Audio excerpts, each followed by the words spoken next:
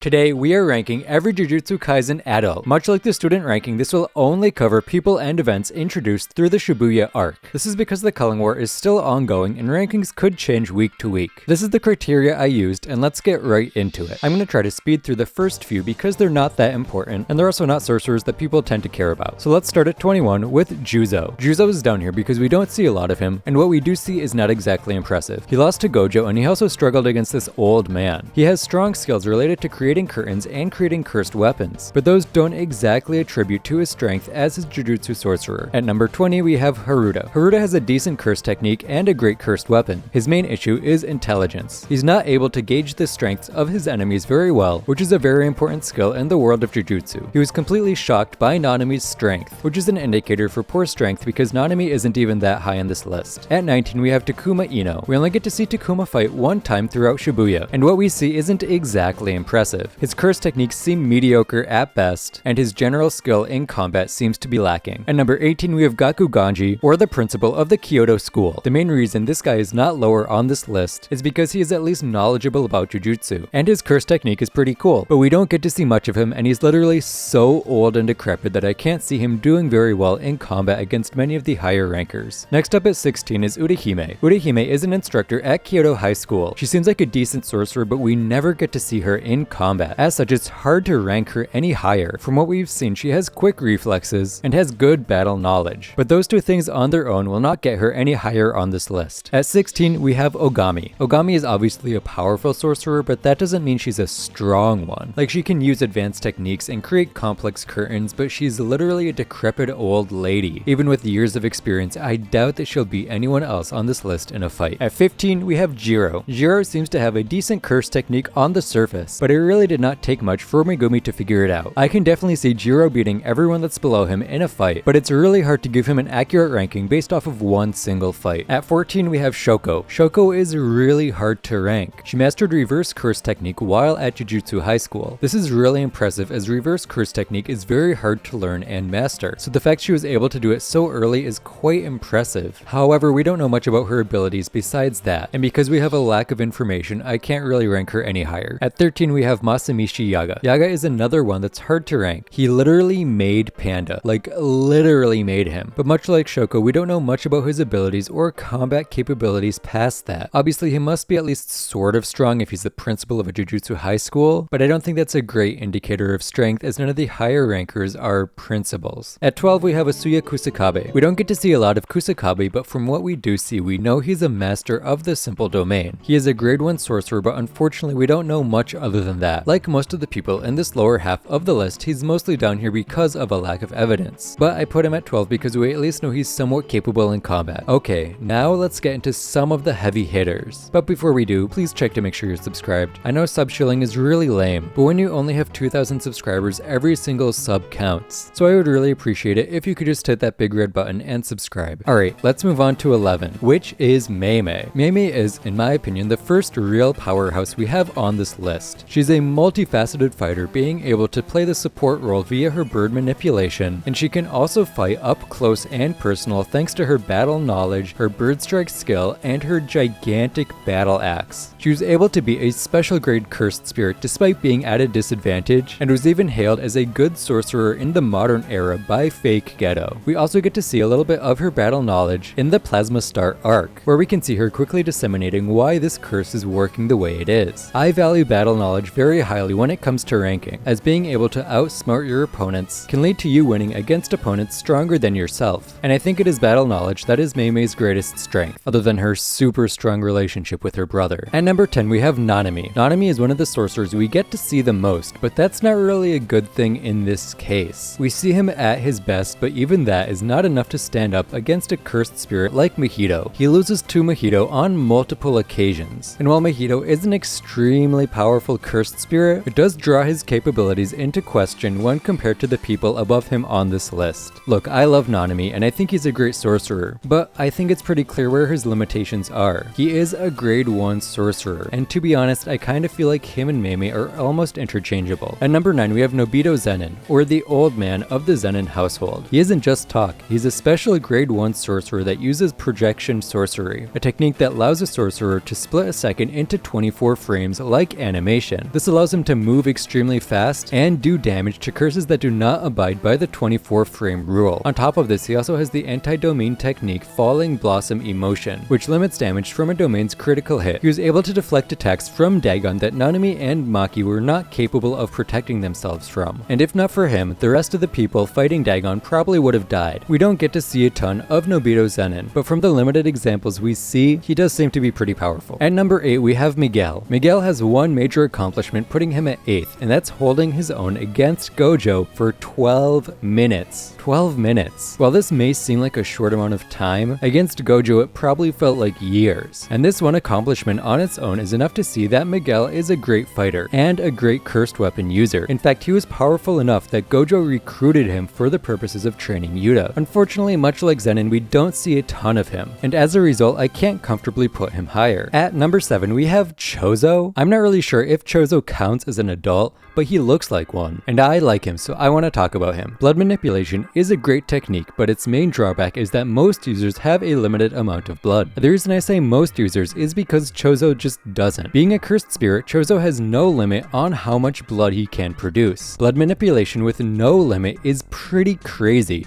and Chozo is a master of the ability. He was able to defeat Yuji with pretty much no problem, then he had a quick breakdown, and then he held his own against Uraume, who clapped almost everyone else in Shibuya. But we have someone else that we have to talk about before we get into Uraume, and that is Toji. Toji is just a monster. Like, he is just on another level from everyone that is below him. He easily beat Dagon when multiple grade 1 sorcerers couldn't even come close to damaging him, and that was in Dagon's domain, no less. He almost killed teenage Gojo and Geto, which is another huge show of strength from him. On top of this, he's also probably the best cursed weapon user in the entire show, and he does all of this with no cursed energy. Every time he shows up, you know you're in store for a wild fight, and the fact that we don't get to see a ton of him doesn't really impact his rank because of how dominant each of his fights are. This dude even befriended a cursed spirit, which probably isn't that big of an accomplishment, but to the best of my knowledge, I can't think of a single other person in the show that has done this. I need to stop gushing over Toji. There are still 5 more sorcerers we haven't talked about yet, and the next one at number 5 is Uraume. I can see arguments for Uraume being below Toji, and I think in a 1v1, Toji would definitely beat her, but I do think there are 2 things that put her above Toji. First of all, she's been around for a while. According to the official fanbook, she's been following Sukuna for 1,000 years. This has given her plenty of time to perfect her techniques and reverse curse technique, and this is one of the reasons that I think she's above Toji. She's an extremely polished sorcerer. She has great battle intelligence, and her curse techniques are extremely powerful as well. Those curse techniques are the second reason I think she's above Toji. Ice manipulation is a unique ability that appears to be great for crowd control, as it allows for powerful and deadly large-scale attacks. She can freeze a ton of people in place at once using her frost breath, and she can form large spikes of ice via ice fall. These shards are controlled telepathically by Uraume, meaning they can both serve as a great defense and powerful offense. And on top of her impressive offenses, she's also a master of reverse curse technique, as she was able to completely heal her hand after it was pierced by Chozo's blood. Uraume's display of power at the end of the Shibuya arc is the only reason that she's up here, because it's the only evidence we have of her power. But